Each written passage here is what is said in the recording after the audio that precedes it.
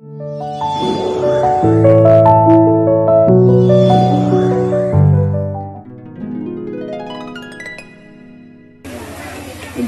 মই ইতিমধ্যে কৈছোৱে যে এই বিদ্যালয়ত প্ৰৱেশ কৰি মোৰ যথেষ্ট ভাল লাগিছে। এই সমগ্ৰ আয়োজনটো ইমান সুন্দৰকৈ কৰা হৈছে। মই আশা কৰিম যে ভৱিষ্যত ইয়াৰ পৰৱৰ্তী যিখিনি কাৰ্যসূচী আছে এই কাৰ্যসূচীখিনি অতি নিয়াৰিকৈ সম্পাদন হৈ যাব। আৰু মই দেখিবলৈ পাইছোঁ যে এইখন বিদ্যালয়ৰ লগত জড়িত বিভিন্ন ব্যক্তি ইয়ালৈ আহিছে, বিভিন্ন আপোনালোকৰ ৰাইজ আহি ইয়াত উপস্থিত হৈছেহি। আৰু এতিয়া আমাৰ মূল উদ্দেশ্য হ'ব লাগিব কি, এই যিটো আৱেগ আজি এই বিদ্যালয়ৰ ৰবি জয়ন্তী উপলক্ষে আপোনালোকৰ যি আৱেগ সহযোগিতা, এই সহযোগিতাটো আমি কণ্টিনিউ কৰি ৰাখিব লাগিব। কাৰণ মই বাৰে বাৰে এটা কথা কওঁ যে আমাৰ এই বিদ্যালয়বিলাক ৰাইজৰ দ্বাৰা প্ৰতিষ্ঠিত। বিদ্যালয়বিলাক কোনে প্ৰতিষ্ঠা কৰিছিল? অসমৰ সকলো চৰকাৰী বিদ্যালয় ৰাইজে প্ৰতিষ্ঠা কৰিছিল। আৰু ৰাইজে প্ৰতিষ্ঠা কিয় কৰিছিল? যে যাতে বিদ্যালয়বিলাক অসমৰ যিমানবিলাক চৰকাৰী বিদ্যালয়, এই বিদ্যালয়বিলাক ৰাইজে প্ৰতিষ্ঠা কৰিছিল। আৰু সেই বিদ্যালয়বিলাক লাহে লাহে লাহে লাহে চৰকাৰে গ্ৰহণ কৰিছিল। চৰকাৰে তাত শিক্ষক নিযুক্তি দিলে, চৰকাৰে তাত বিভিন্ন আচবাব দিলে, গৃহ নিৰ্মাণ কৰি দিলে। চৰকাৰে সেই বিদ্যালয়বিলাকত ঐক্য সাজ দিছে, মধ্যাহ্ন ভোজন দিছে, কিতাপ পত্ৰ দিছে। এতিয়া এই শিক্ষকতাৰ যিটো আমেজ সেইটো এটা বেলেগ। কাৰণ মই নিজে শিক্ষক আছিলোঁ আৰু মই সদায় অনুভৱ কৰোঁ যে এই বিদ্যালয়ৰ যিটো শিক্ষকতাৰ যিটো কাম এইটো যথেষ্ট আমেজ ভৰা। কাৰণ ছাত্ৰ ছাত্ৰীবিলাক মোৰ বহুত ভাল লাগে। মই যেতিয়াই এখন বিদ্যালয়ত যাওঁ তেতিয়া মই সদায় ছাত্ৰ ছাত্ৰীবিলাকক চাই থাকোঁ। ছাত্ৰ ছাত্ৰীবিলাকক চাই মোৰ বিৰাট ভাল লাগে।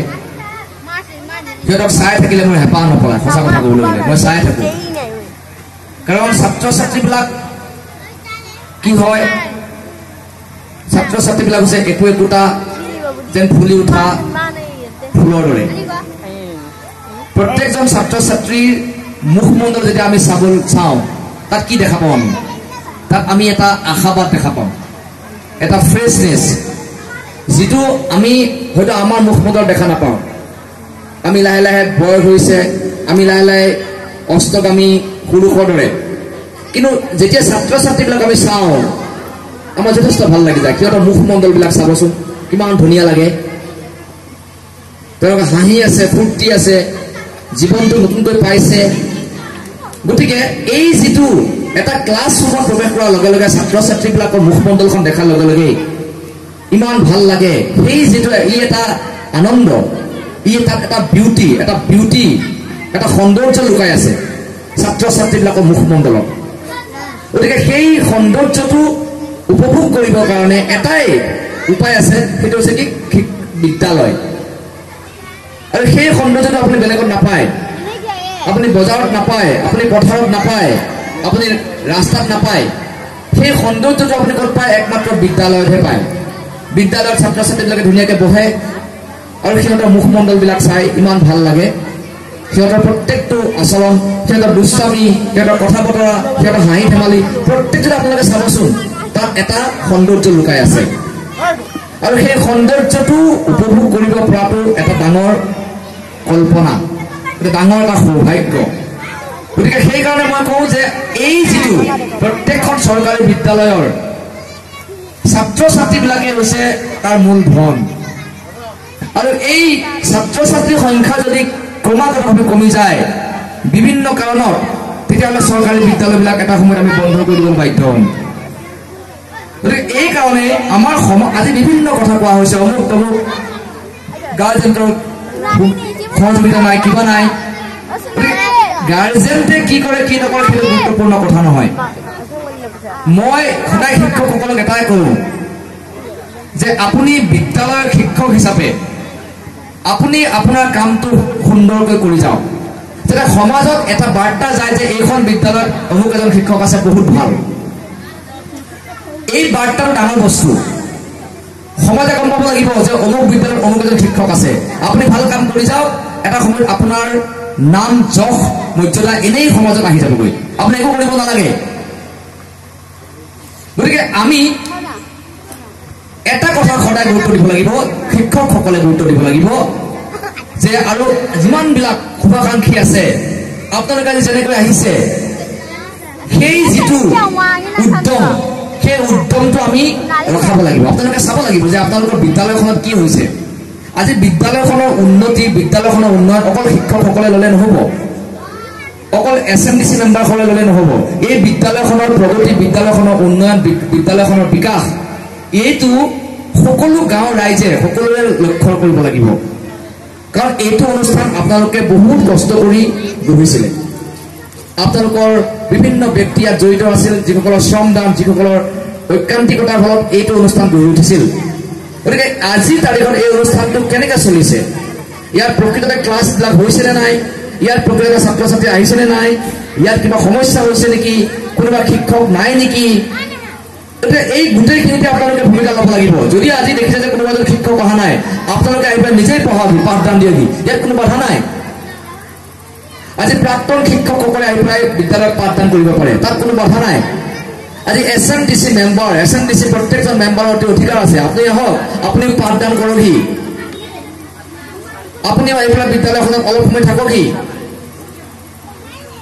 প্ৰত্যেকজন SMDC সভাপতিৰ অধিকাৰ আছে তেওঁ আহি পেলাই বিদ্যালয়ত সদায় আহক এটা ক্লাছ কৰকহি গতিকে এনেকৈ এটা সকলো ৰাইজৰ সামূহিক প্ৰচেষ্টা আমি বিদ্যালয়বিলাকক আমি ৰক্ষা কৰিব পাৰিম আৰু সমাজত এটা বাৰ্তা যাব যে অমুকখন বিদ্যালয়খনৰ কিন্তু এনেকুৱা আজি তাৰিখত কিন্তু বহুত বিদ্যালয়ত এনেকুৱা যথেষ্ট ভাল কাম হৈ আছে বহুত ভাল শিক্ষক আছে যিসকল শিক্ষকে একো একোটা নিদৰ্শন হিচাপে নিজকে প্ৰতিষ্ঠা কৰিব পাৰিছে এই বুজাৰ জিলাতে আছে মই এটা নাম ক'বলৈ বিচৰা নাই প্ৰকৃত অৰ্থত যিসকল শিক্ষকে প্ৰকৃত মৰ্যাদাৰে শিক্ষকতা কৰি আছে গতিকে এইটো মই প্ৰত্যেকজন শিক্ষকৰ পৰা আশা কৰিম এনেকুৱা বহুত মই সভাপতি দেখিছোঁ যিসকল সভাপতিয়ে বিদ্যালয়খনৰ উন্নয়নৰ কাৰণে গোটেই জীৱনৰ তেখেতৰ গোটেইখিনি তেখেতৰ প্ৰচেষ্টা তেখেতে বলিদান দিছে এনেকুৱা বিদ্যালয় সভাপতি মই দেখিছোঁ যি বিদ্যালয় সভাপতিয়ে বিদ্যালয়ৰ এটা গৃহ নিজে বনাই দিছে